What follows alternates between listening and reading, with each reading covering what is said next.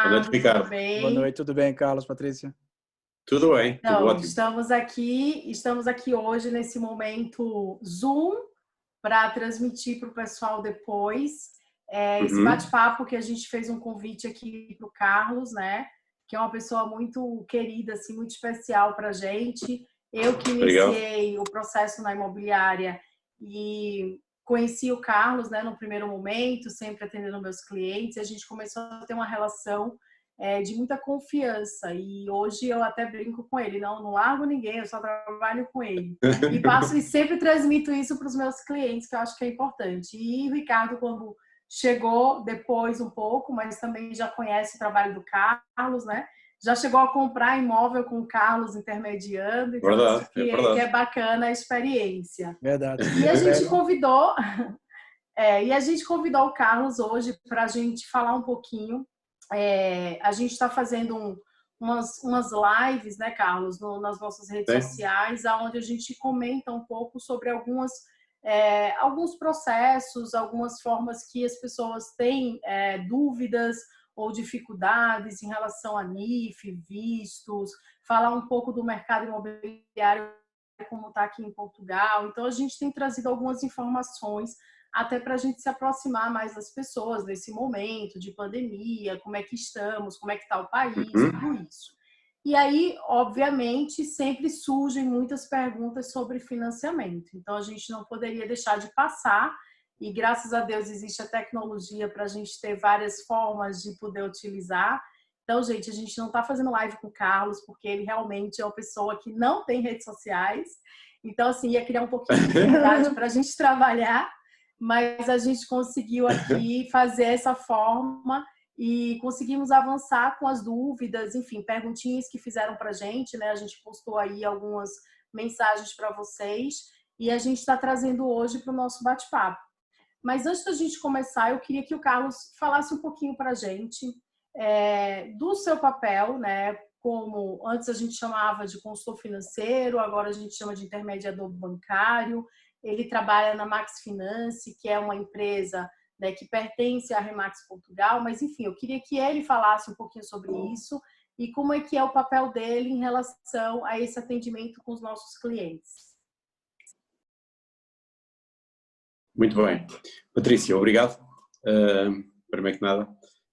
Nós somos efetivamente intermediários de crédito. Eu, no caso, também estou de processos lá da Max Finance. Nós o que fazemos é essencialmente facilitar a vida dos nossos clientes. Está-me a ouvir bem? Peço desculpa. Sim, sim, está ótimo. Okay. O que fazemos é essencialmente facilitar a vida dos nossos clientes. Nós somos quase todos ex-bancários. Eu, como sabe, tive muitos anos, 20 e muitos anos na banca, fui diretor de agência mais de 15 anos em mais do que o banco, e isso deu-nos aqui dá-nos experiência, falamos um pouco a mesma linguagem de quem está do lado de lá, na banca, e facilita-nos o processo negocial e tratar todo o que é do processo de princípio a ti. Nós o fazemos é essencialmente tentar arranjar as melhores soluções para os nossos clientes, sem qualquer custo, os clientes não nos pagam absolutamente nada. Temos protocolo com 9 instituições, o que permite-nos ter opções de escolha em função do tipo de processo que temos na presença naquela altura. Portanto, digamos que somos facilitadores, digamos, na escolha do processo de crédito, ajudamos aqui a facilitar a vida aos nossos clientes. Sem qualquer custo e sem qualquer compromisso, como eu já disse. Pois é, exatamente. É Muito uma bom. pergunta que muita gente não sabe, né? O que é esse papel, se tem um custo, se o cliente vai pagar. Então, não existe um custo direto do cliente, né, Carlos? Vocês Do cliente não recebem nos paga uma nada. comissão do banco se eles fizerem o processo, não é? Tal como vocês, enquanto consultores imobiliários, quando estão a fazer uma venda, o cliente comprador também não vos paga nada. Portanto, quem paga é o cliente que vende. A nós também não é o cliente não nos paga nada, não tem qualquer compromisso. Somos nós que fazemos esse trabalho por eles. Para esse efeito, também tivemos que fazer a certificação junto do Banco de Portugal e estamos devidamente certificados pelo Banco de Portugal, devidamente autorizados e registados. Portanto, é um processo que penso que só vai facilitar a vida dos nossos clientes em particular até quem está fora do país, que tem mais dificuldade no acesso digamos, As informações de uma forma às geral, informações, né? e até às instituições. Né? E é até importante falar que, antes da gente entrar nessa questão, Carlos, na tua apresentação, sobre a questão da lei de proteção de dados, né? Porque a gente atende bastante clientes de fora e a gente Sim. passa exatamente isso, os clientes com muita ansiedade de querer já resolver e querer passar documentações para a gente, e que a gente tenta explicar, né? Olha, a gente não pode mexer com documentação, a documentação é passada para ele e vocês têm que ter uma autorização para isso, não é, Carlos? Sim, o processo começa exatamente aí. Começa com temos que obter a autorização dos clientes relativamente à proteção de dados. Isto porque não podemos ter documentação sem a devida autorização dos próprios clientes. Portanto, são as regras, não é? A legislação é assim que manda e nós cumprimos à risca. Perfeito. Exatamente. Portanto, clientes, não nos enviem vossas documentações, enviem direto para o Carlos, para ficarmos todos legalizados. Até porque é assim, cada caso é um caso, e em função do caso, eu gosto normalmente de filtrar um pouco, porque é uma forma de, em função da situação de cada cliente, pode ser preciso determinado tipo de documentação. Mas em função de outra realidade de outro cliente, pode ser necessário outro tipo digamos, de documentos. Basta o cliente ser trabalhador por conta própria ou ser por conta de outrem, depende da realidade. Portanto, cada caso é um caso e não há nada como sabermos enquadrarmos de princípio logo toda a situação para sermos mais assertivos quando estamos a solicitar os documentos aos clientes. Somos mais assertivos com a documentação mesmo que é necessária. Muito bom. Ok, ótimo. Okay. Então, Ricardo, vamos lá começar então com algumas perguntinhas que a gente colocou aqui para fazer ao Carlos. Vamos sim. Antes de mais nada, queria agradecer a sua presença, viu, Carlos? Então, pronto. A primeira seria com relação a financiamento morando em outro país. É possível uma pessoa que mora em outro país, sendo na comunidade europeia ou fora dela, como é que funciona todo esse processo? Perguntou se é possível... é possível fazer o financiamento imobiliário? Sim, é possível. Cada caso é um caso, em função da realidade do cliente, dos rendimentos do cliente, do próprio país em si, do tipo de moeda, da moeda do país onde tem os rendimentos. Sendo um cliente, independentemente do país que seja oriundo, e tendo a morada fiscal nesse próprio país, onde tem os rendimentos, a comprar um imóvel em Portugal, nessa condição, é sempre uma habitação secundária. Ok? Portanto, nunca pode ter rendimentos nesse país e estar a comprar cá uma habitação permanente. Portanto, mas é financiável, sim. Em termos percentuais, o valor de financiamento, o posicionamento dos bancos varia de banco para banco, mas também de país para país. Depende um bocadinho do tipo da moeda, se é uma moeda mais forte ou não, permite financiar mais ou menos consoante digamos, a moeda de origem, digamos assim, dos rendimentos, não é? Ótimo, muito bom. Eu diria que estou a conseguir financiar entre 80% em alguns países com rendimentos no exterior e 65% normalmente em países com moeda um bocadinho mais volátil, não digo mais, mas que seja moeda que tenha que tenha uma fragilidade face ao euro e ao dólar e que apresente ali algumas desvalorizações. Ótimo. Ok, obrigado. Ótimo. E, Carlos, uma das perguntas que também é uma coisa que a gente tem trazido nessas conversas que a gente tem tido. Semana passada a gente teve um bate-papo com uma advogada que nós conhecemos e direcionamos, né, algumas demandas para clientes. E um dos pontos assim que são principais para a gente iniciar qualquer processo, e a gente tem esse cuidado até para poder passar para o Carlos clientes que realmente já estejam pré-qualificados por nós, no sentido de entender, em termos de documentação, o que ele já tem, se ele é cidadão português, se ele tem alguma nacionalidade da comunidade europeia, se é só cidadão brasileiro ou de outro país, enfim. E se ele tem conta bancária, se ele tem NIF, né, que é o NIF é o nosso, a gente fala que é o nosso CPF do Brasil, e muitos dos clientes têm NIFs provisórios, porque abriram contas, enfim, por um passado, Sim. pelo planejamento que ele já está fazendo, de uma série de coisas. E aí a gente vem muito nessa questão do NIF provisório e NIF definitivo. Hoje, é um impeditivo a pessoa ter um NIF provisório e iniciar um processo de análise de crédito, ou realmente é necessário que todos já venham com NIFs definitivos? Patrícia, é assim, eu diria que ter um NIF definitivo dá-nos mais opções em termos de bancos. Porque eu, neste momento, sem o NIF definitivo, eu diria que reduz-se substancialmente, porque a maior parte dos bancos necessitam do NIF quando introduzem o processo no sistema informático. O sistema não avança sem terem o NIF. Portanto, sem NIF, dificilmente o leque de opções reduz-se, e isso dificulta-nos quer a aprovação em si, quer até nas condições de aprovação, porque podemos ter um banco que consigamos melhores condições, mas se não tem o NIF nós não conseguimos aprová-lo nesse banco.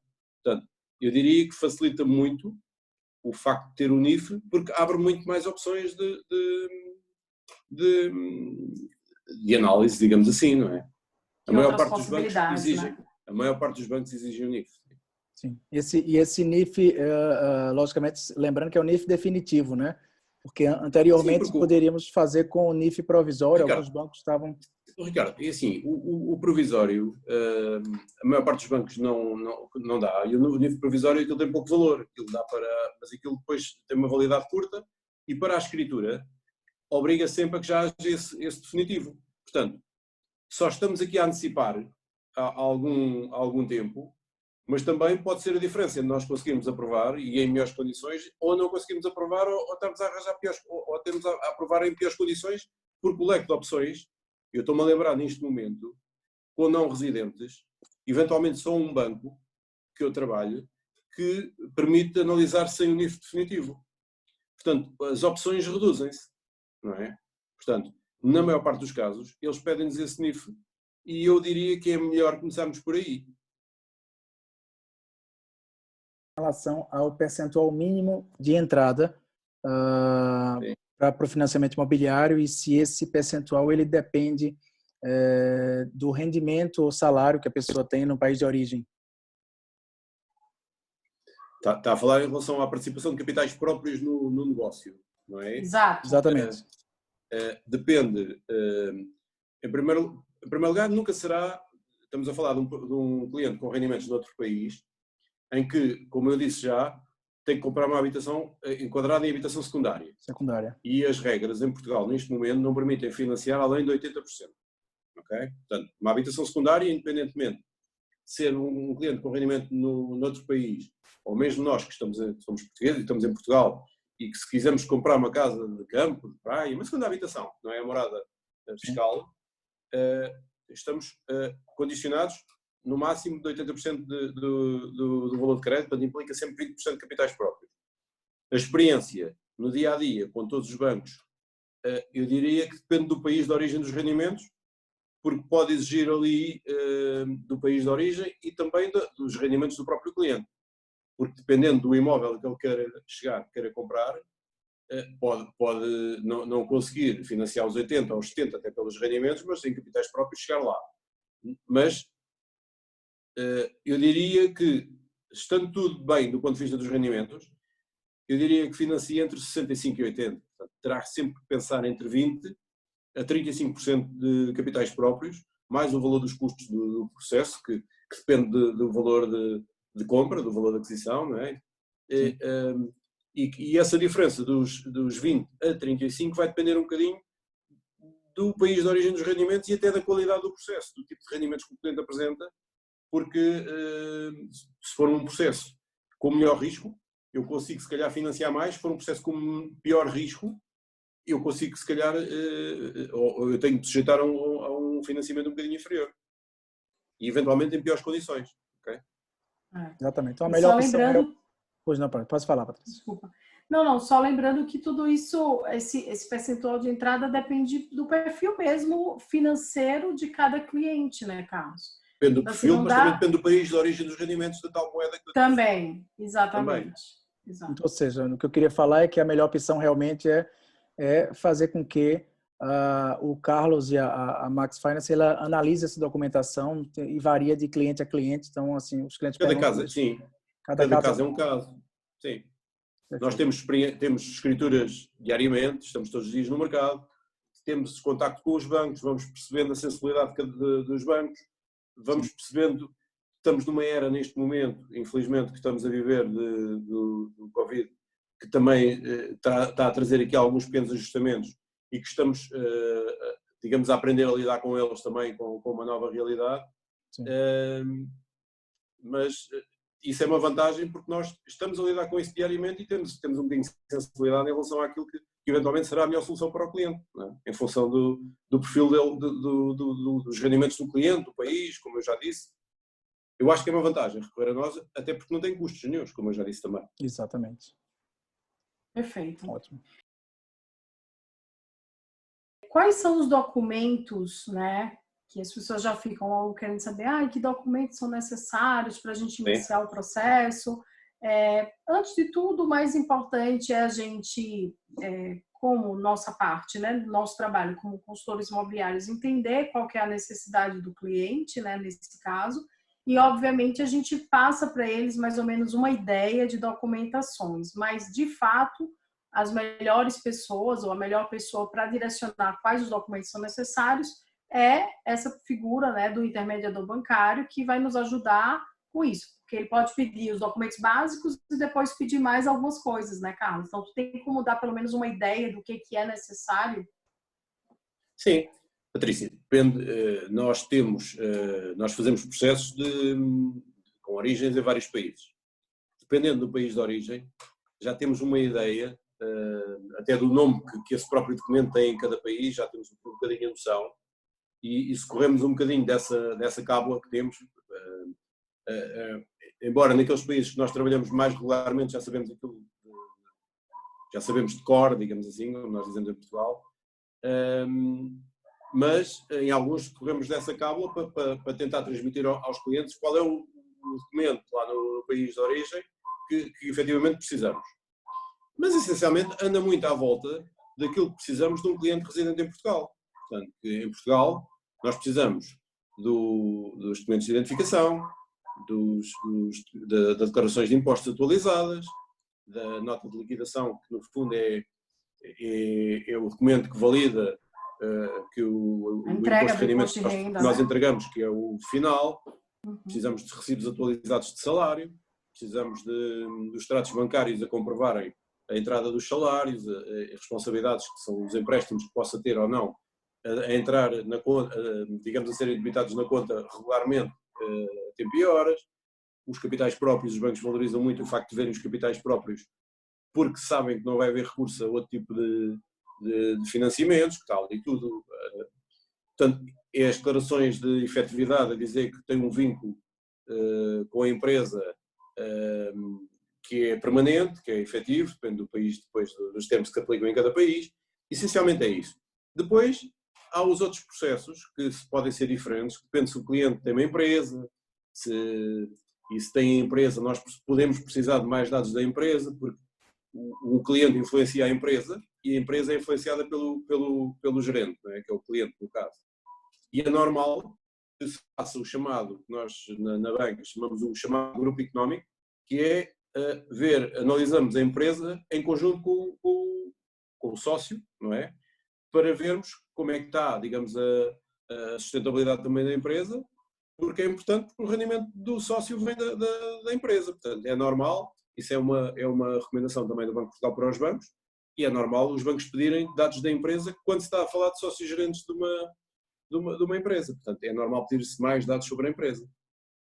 Mas, essencialmente, anda à volta disto. Depois é aplicado a cada país, não é? Depois os termos são aplicados a cada país, mas andam muito à volta disto. E os NIFs, né, Carlos? E os NIFs, que eu esqueci-me dos NIFs por uma razão. Porque nós, nos nossos documentos em Portugal, já vem com o NIF já faz parte do documento. num cliente com residência no exterior, é preciso o NIF também. Foi uma falha minha e obrigado por me lembrar.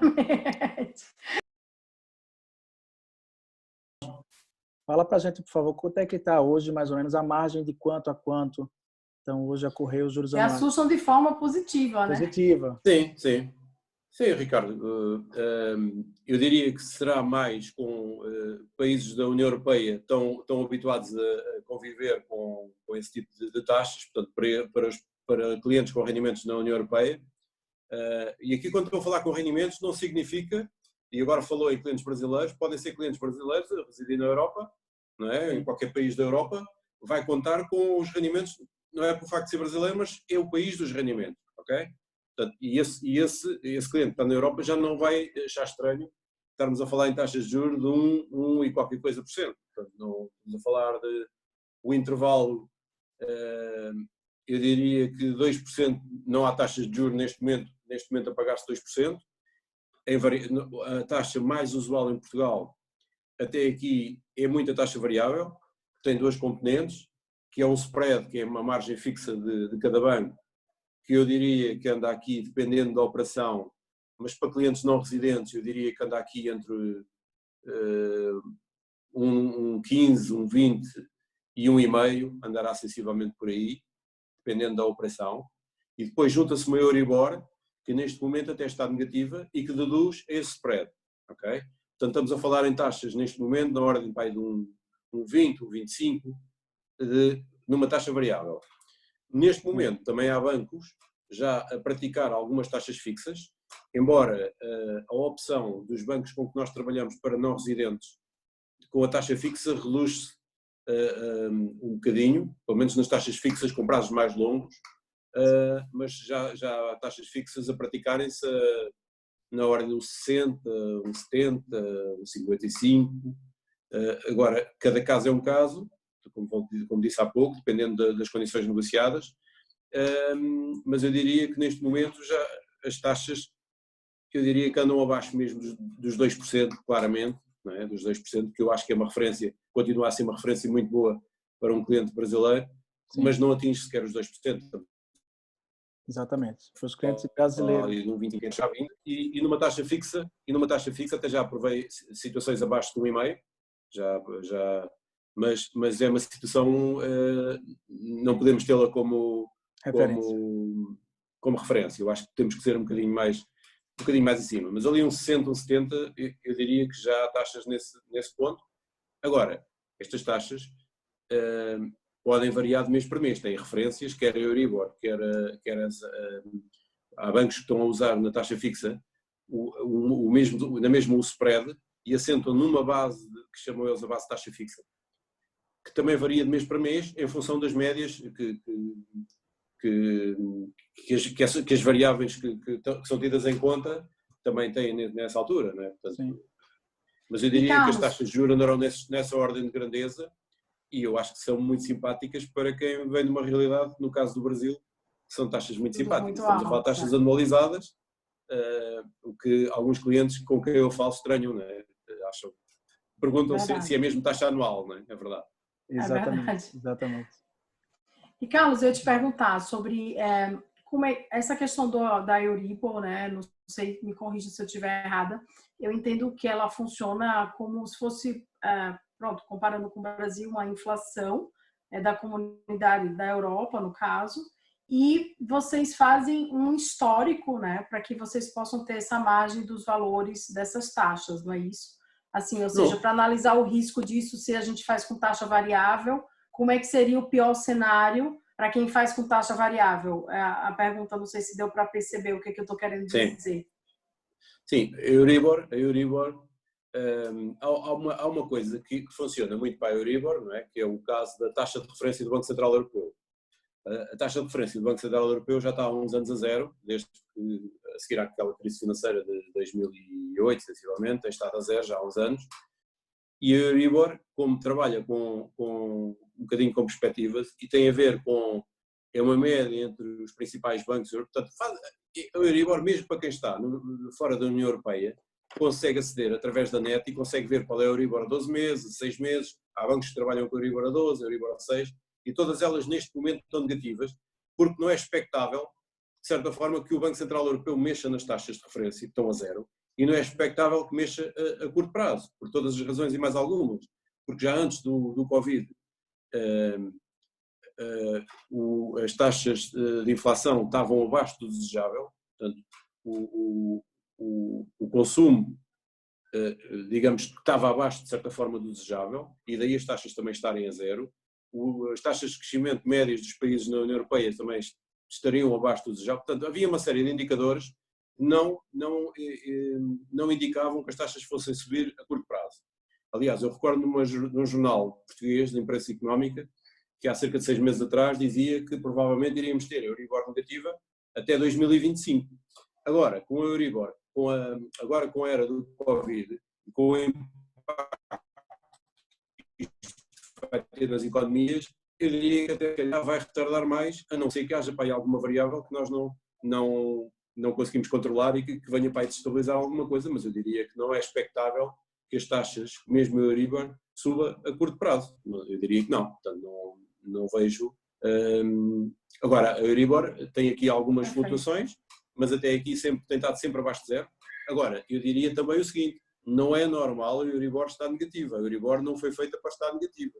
Está negativa porque há um cenário de taxas de referência que estão zero e porque não sendo expectável que as taxas de referência subam a curto prazo e se calhar tão cedo não vão ser mesmo mexidas, a Euribor continua-se a manter negativa. Mas a Euribor varia de um conjunto, no fundo é uma média de transferências, digamos, entre os maiores bancos da zona euro e que mede mais ou menos o valor das taxas que estão feitas nessas transferências entre bancos, digamos assim. Ok? Perfeito, mas não deixa de ter sempre a taxa do Banco Central Europeu como a orientação, não é? No fundo.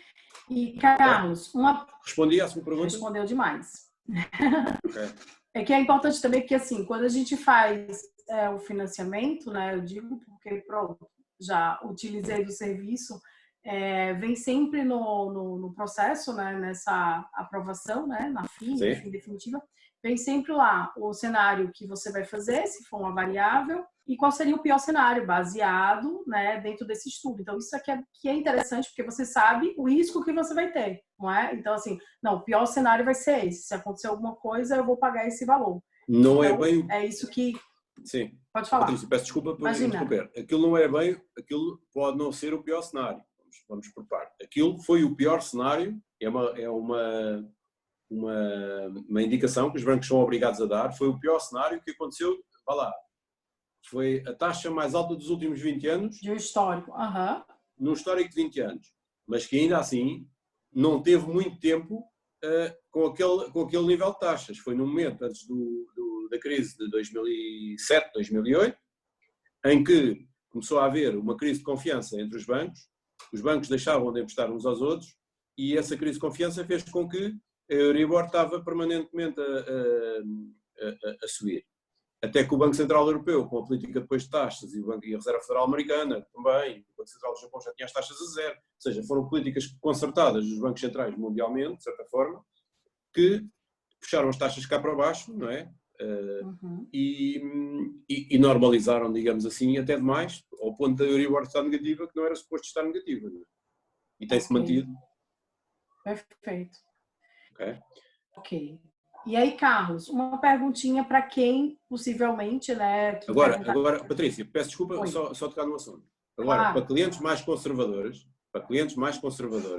e que queiram estar mais descansados, e se for um dos bancos escolhidos, nem todos os bancos em Portugal têm taxa fixa.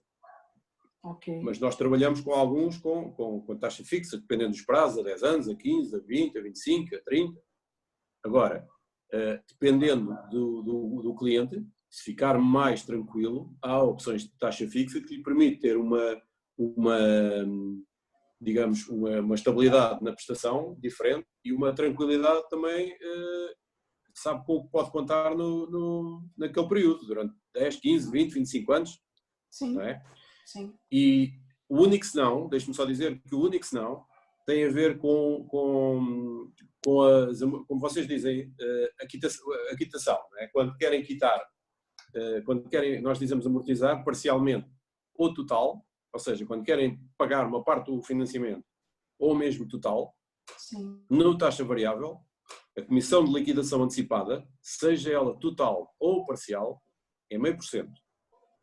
Numa taxa fixa, enquanto decorre esse período de taxa fixa, a comissão de liquidação antecipada, seja parcial ou total, é 2%, são 4 vezes mais, porque se no caso da taxa variável o banco não tem ali, o banco tem a taxa, o Euribor está um bocadinho ao sabor do mercado, não é? Não tem ali nada, o banco não tem ali nenhum prejuízo. No caso da taxa fixa, o banco teve que fixar a taxa durante aquele prazo contratado, teve que comprar lá aquele valor para aquele período todo, e se o cliente quer pagar antes do tempo, se quer liquidar antecipadamente, aquilo vai ter um custo para o banco que depois é passado para o cliente, daí esses 2% de comissão de liquidação antecipada. Portanto, há que ter sempre isso presente. Se um cliente tem a intenção é liquidar para comprar outra casa, ou o que seja, pode nunca ser boa opção optar pela taxa fixa, porque a penalização de liquidação antecipada é superior. Sim, sim. Se for um cliente que pense manter o imóvel para a vida, digamos assim, e se for um cliente mais conservador, que queira estar mais tranquilo, que ainda assim esteja disponível para pagar um pouco mais nesta altura, mas que sabe que depois não vai ter surpresas, a taxa fixa pode ser uma boa opção. Uma perguntinha também que fizeram, que não é de pessoas que moram aqui, né, mas assim, possivelmente pessoas que têm cidadania portuguesa, tá? Sim. Moram em outros países, Brasil, enfim. Tem facilidade no processo do financiamento ou o que importa é o seu rendimento? Patrícia, acho que são... sim, eu diria, nós tivemos aí um enquadramento há relativamente pouco tempo que deixámos de ter, que quem tinha cidadania, mesmo com rendimentos no exterior, tinha ali algumas vantagens, com um determinado tipo, com uma opção que nós tínhamos aí com um determinado banco, neste momento não está, penso que não está em aberto. Eu diria que desde que o rendimento seja de outro país, não é? Tenha cartão de cidadão, isso realmente é o tipo de rendimentos que o cliente tem e o país de origem para aquela situação que eu já falei inicialmente, tendo em conta o tipo de percentagens que se consegue financiar nesse país, que vai muito do tipo de moeda da origem dos rendimentos, mas não é para o cliente ter cidadania ou deixar de ter cidadania que nós não deixamos de financiar. Portanto, e a Patrícia já assistiu a muitos financiamentos que nós fizemos em conjunto, que eu fiz, que eu tratei, só com o passaporte e com o NIF, não é? E que não houve aqui qualquer dificuldade. A cidadania pode dar aqui outro tipo em alguns casos, pontualmente, podemos estar aqui a tentar dar outro tipo de enquadramento, mas eu diria que não é por aí. Não. Neste momento, face à oferta que nós estamos a explorar no mercado junto dos bancos, eu diria que não é por aí que a cidadania é importante no seguinte caso. Em clientes que estão a viver em Portugal, que vieram viver para Portugal, ok? Embora não sendo portugueses, mas têm por ascendência, devido a terem ascendentes familiares, têm terceiro grau, é isso, não é? Podem ter a cidadania. O facto de ter a cidadania ou uma autorização de residência permanente é muito importante. Coisa que será diferente. Se estiver cá com o visto, que será mais difícil fazer um financiamento, com o visto é uma situação que requer renovações regulares, um banco vai fazer um financiamento de 30 ou 40 anos, tem dificuldade em aprovar um cliente que está só com o visto, porque o cliente pode não lhe renovar o visto por qualquer razão e é difícil. Mesmo há uma figura que é a autorização de residência temporária, que também carece de renovação e que também, não digo que seja impossível o financiamento, porque podemos aí tentar, mas nunca é nas mesmas condições de um cliente que tem residência permanente ou cidadania. Aí é que faz a diferença. Agora, se o cliente está com rendimentos no exterior, tenha passaporte ou cartão de cidadão, eu não vejo grande vantagem. Relevância a não ser nisso, que ele, né? a não ser que ele seja também pode ser cartão de cidadão e pode ser nacional, pode ser português mesmo, tenha cá algum património ou cá alguns rendimentos, que o banco possa valorizar isso também, não é? Fora Perfeito. isso, não vejo assim grande diferença. Você já respondeu mais ou menos ao que a gente ia te perguntar, né? Que era exatamente sobre as pessoas que já moram aqui e que, Sim. pronto, que têm um visto, né? Que trabalham, que geram, né? Pagam seus impostos, enfim. Sim. Só que Sim. elas têm uma autorização de residência ainda temporária, porque eu acho que em Portugal só a partir dos 5º ano, não é, que dá a definitiva, enfim, é permanente. E essas pessoas buscam muitas vezes a gente e tal para entender como funciona, se eles conseguem fazer o processo de financiamento.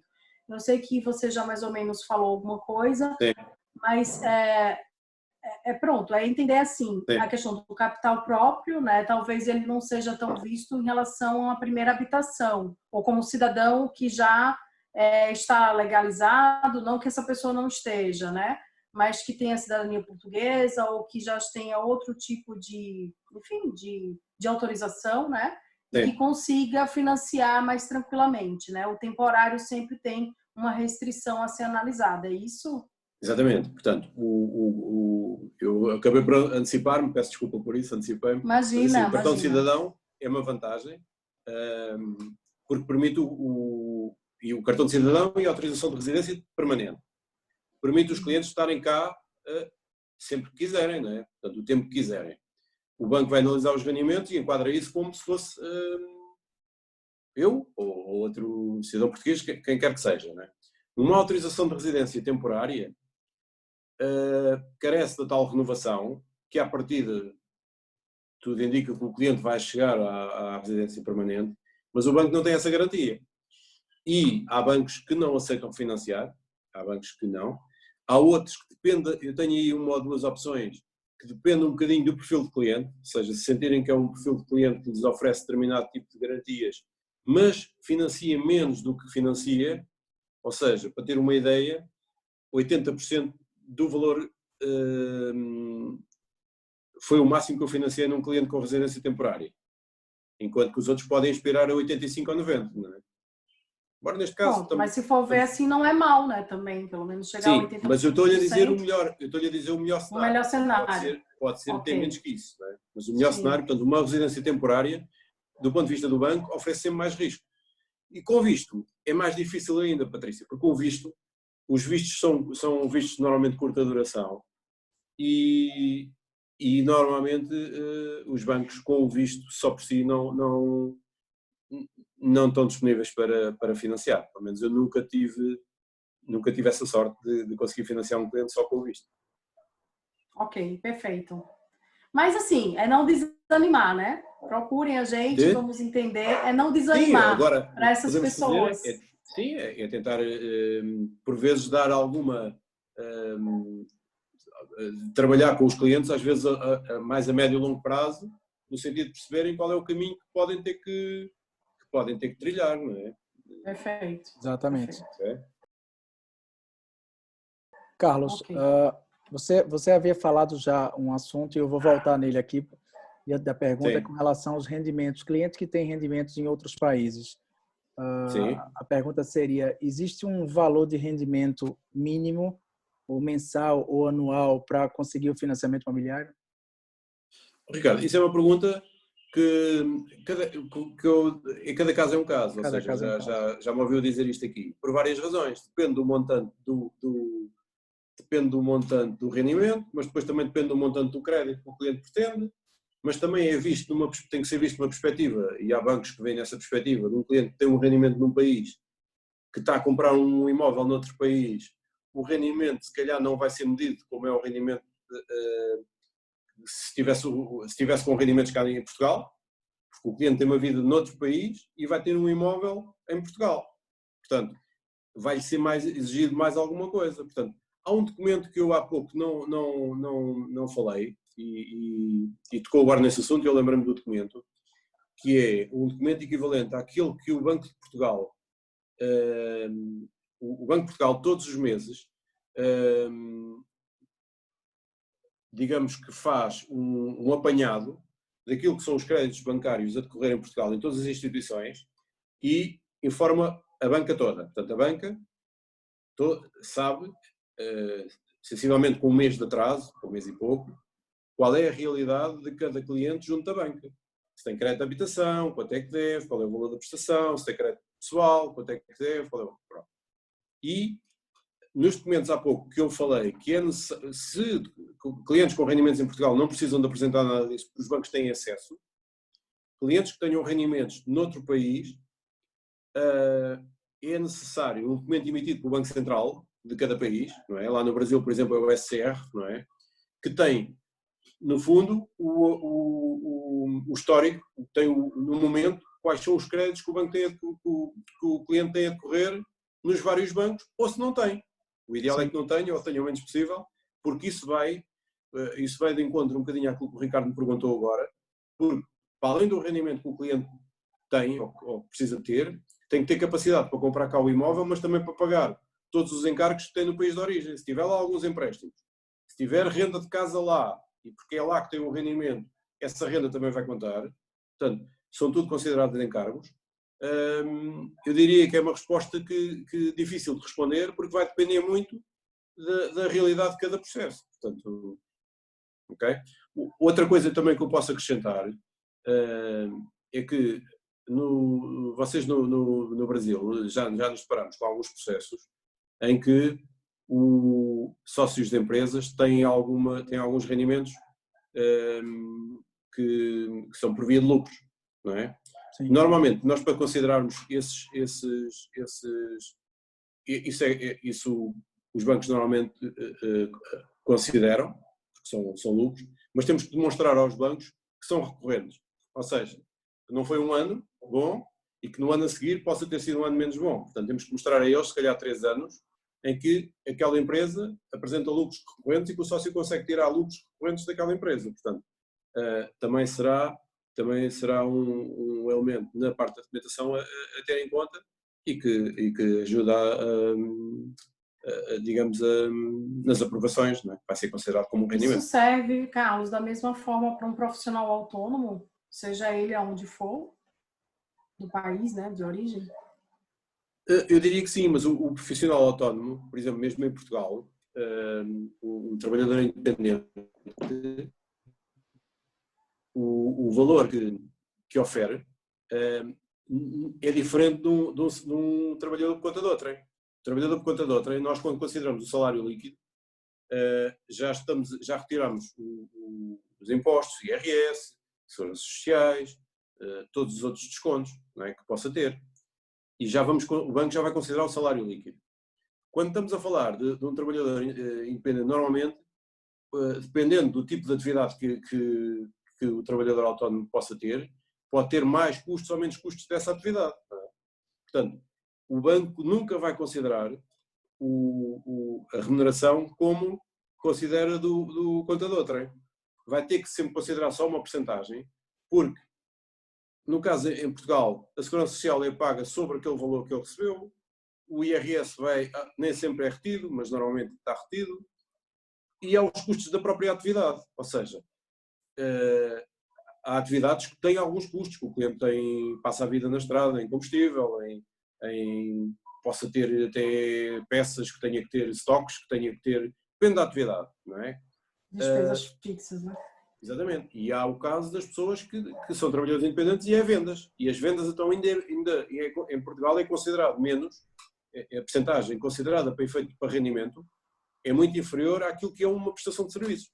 Portanto, depende muito do tipo de prestação de trabalhador independente, que tipo de serviço é que presta, sendo que no caso da prestação de serviços o montante considerado é melhor do que se for no caso das vendas, não é? Claro, claro. E isso aqui, ó, me fez lembrar de alguns assuntos que não foram trazidos, mas pronto, nesse bate-papo que vai vindo as informações, sim, claro, porque claro. A gente acaba tendo o histórico dos clientes, né? Os aposentados, que aqui em Portugal chamamos sim. de reformados, e pessoas sim. que tenham pensões, né, enfim, que tenham algo que seja fixo, né, enfim, não seja sim. empregado e tal. Como que é visto isso? Obviamente, entendo que é uma forma muito positiva, né, para os bancos também, não é? Queria que você me falasse um pouquinho, assim, a gente tem um nicho de clientes aposentados, né, que nos procuram para comprar, obviamente, tendo esse seu rendimento, e às vezes o dele, o da esposa e vice-versa, mas temos aqui um desafio que é a questão da idade, né? Então, nesse Sim, momento que a gente tem a questão da idade, a gente também tem que parar e explicar, enfim, mostrar todos os prós e os contras, né, em relação a sim. tudo isso. Eu queria que tu me falasse um pouquinho disso, Carlos, por favor. Acho que também é Quando, bastante demanda sua, né?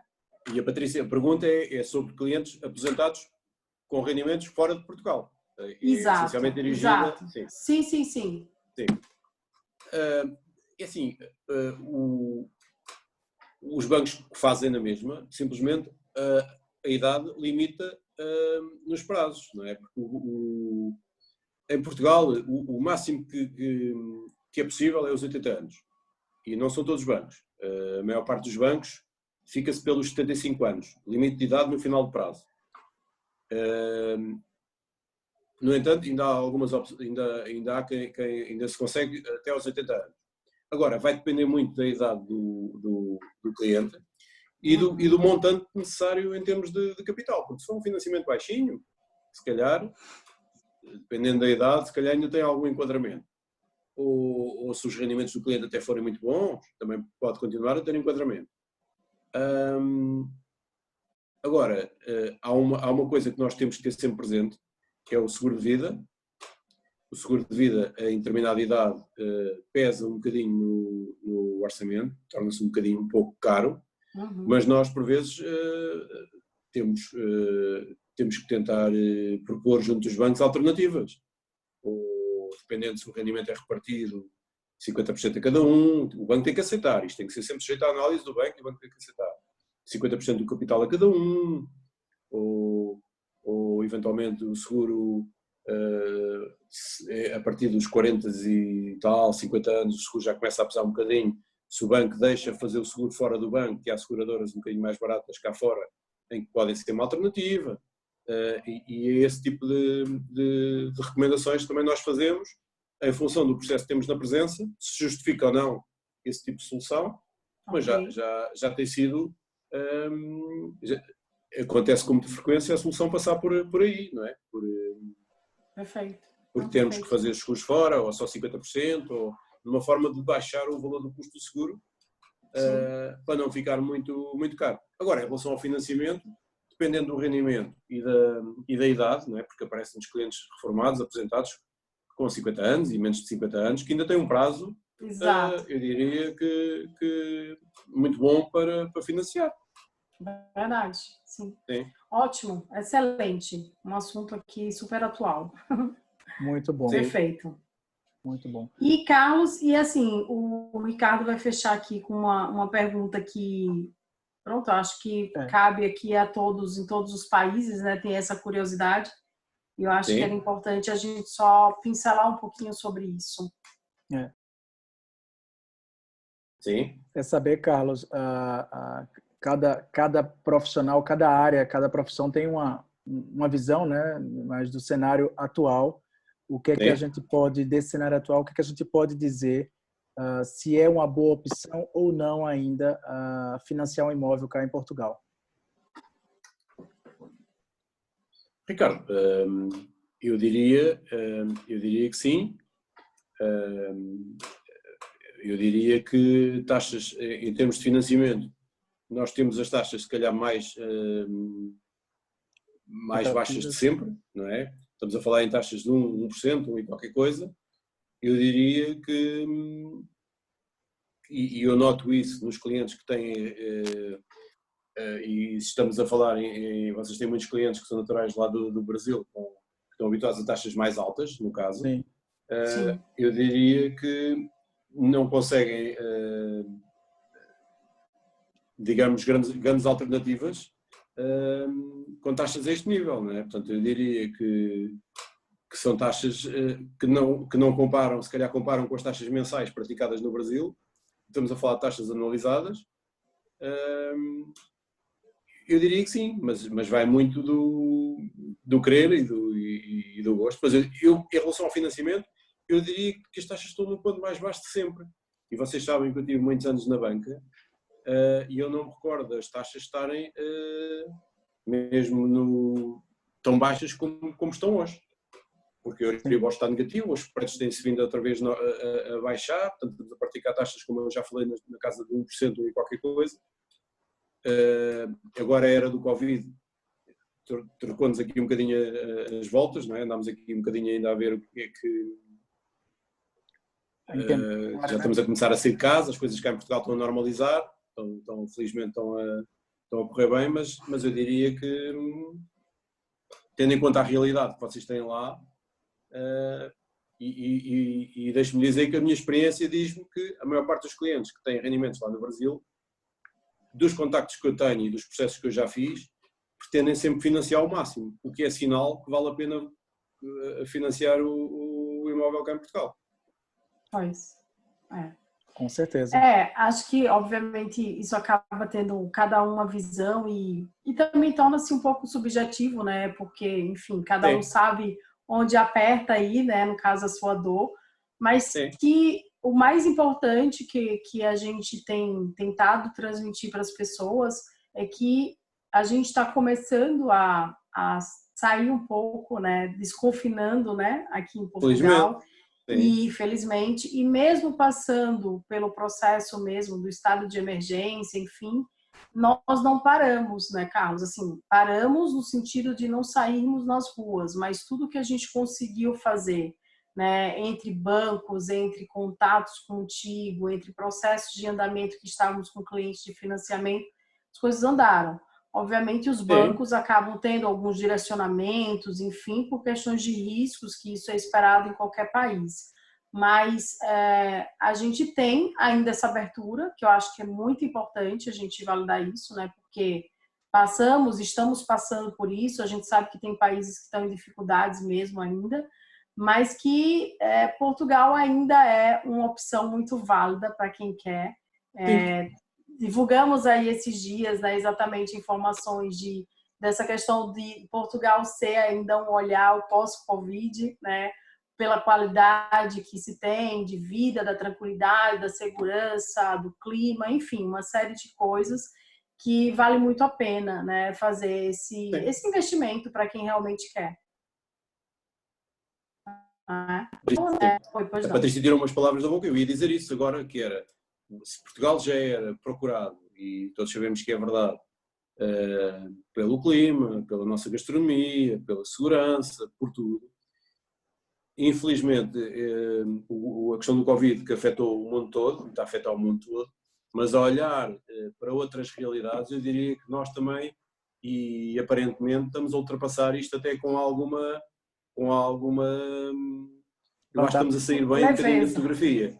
E eu acho que até podemos sair bem à vista dos outros países, da forma como saímos e como passámos este período que não foi bom para ninguém em nenhum país, mas eu parece-me que daquilo que vemos até aqui com vizinhos, não é? Aqui perto, não é? Aqui na Europa, aqui ao lado, Espanha, Itália, e que tiveram situações muito piores que as nossas, eu acho que a nossa imagem vai sair bem, a nossa enquanto país, que vai sair bem também desta situação. Portanto, já tínhamos tudo o resto, como já falamos, do clima, da gastronomia, da segurança. Eu acho que isto também é uma ajuda a dar uma boa imagem do nosso país. Verdade. Sim. Muito bom. Sim, muito bom, muito bom. Tu também depende da questão... Eu também gosto do vosso país. Também já lá fui 2 vezes, também gosto do vosso país. Os dois países são maravilhosos, né? Os dois. Sim. Já lá fui 2 vezes. Fui sempre ao Nordeste, mas gosto do vosso país. Mas também gosto muito de Portugal. Voltando só no assunto, na questão da questão de ser uma boa opção financiar, eu diria que é muito a questão também de qual o objetivo, o meio da compra do imóvel, né? Às vezes é um investidor, às vezes compra um imóvel para, por exemplo, arrendar, alugar o imóvel, né? E ele próprio se paga. Então, muitas vezes, mesmo a moeda estando essa diferença entre o real, a desvalorização do real frente ao euro, mas quando você vai para a ponta do lápis, boa parte das vezes vale muito a pena. Logicamente, depende do valor do imóvel, né? Depende da idade, depende do perfil de cada cliente, né? Sim. Mas de modo geral Concordo. De modo geral vários... é isso mesmo. Portugal tá muito bem no cenário daqui da Europa, muito bem no cenário do mundo, né? Por esse para a gente quase que pós-Covid, né? Que a gente está quase já saindo desde de 1º de maio, que nós já estamos aos poucos faseadamente desconfinando a cada 15 dias, né? Em junho agora as escolas já vão reabrir, o comércio de modo geral vai voltar bem. A grande tendência que fala em Portugal é as praias, ou seja, que o turismo volte a aquecer rapidamente, por a gente estar se saído bem, né? Realmente o português ele aceitou bem esse fica em casa, né? E ficaram, e os números não foram tão elevados quanto os outros países. E essa retomada, eu acho que o Carlos pode me dizer até melhor, como da área financeira, que eu já escutei aqui em alguns jornais dizendo que poderá ser uma retomada em V, né? Houve uma queda da economia, mas a retomada seja rápida, porque o turismo daqui é muito forte, né? Há várias, já li várias ideias sobre isso, mas sim, tal como foi a queda, porque isto praticamente parou tudo, a recuperação deverá ser rápida, embora isto hoje está tudo ligado, não é? Hoje o mundo é uma coisa tão pequenina, e estamos também dependentes de que os outros países também normalizem a sua situação. Mas tudo indica, portanto, aquilo que eu já li é que pode ser uma recuperação muito rápida, sim. Sim. Que bom que estamos na zona do euro, né? E essa partilha que vai existir vai ajudar todos os países aqui, né? Sim, eu diria que nós com o euro e na zona, estamos algo defendidos também. Se tivéssemos, se não tivéssemos dentro podíamos estar mais fragilizados, mas temos uma moeda, digamos que, e alguma, estamos um bocadinho mais protegidos, digamos assim, que para ajudar a sair também desta situação, e eu acredito que vamos sair bem. Muito bom. Olha, então assim, né, a gente conversa muito, Sim. É muita informação, né? São muitas perguntas e com certeza esse vídeo que a gente está fazendo vai gerar ainda mais perguntas para as pessoas e eu quero deixar aqui que a gente está à disposição para transmitir depois, né? Conversando com cada pessoa, entendendo qual a necessidade e transmite Sim, claro. aí esse contato com o Carlos, né? Que eu acho que é muito importante que as pessoas tenham também essa relação.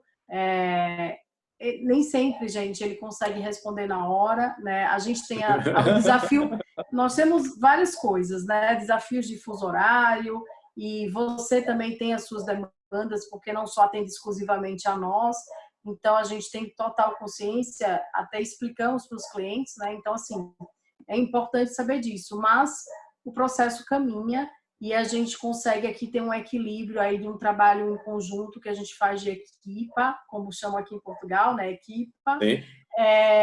E tudo flui. Então, assim, muito obrigada, Carlos, pelo seu momento aí de nos permitir a trocar, porque a gente aprende muito com você e com certeza para os clientes eu acho que eles gostam e o retorno que a gente tem é esse, de muita tranquilidade quando a gente está fazendo os processos contigo, tá bom?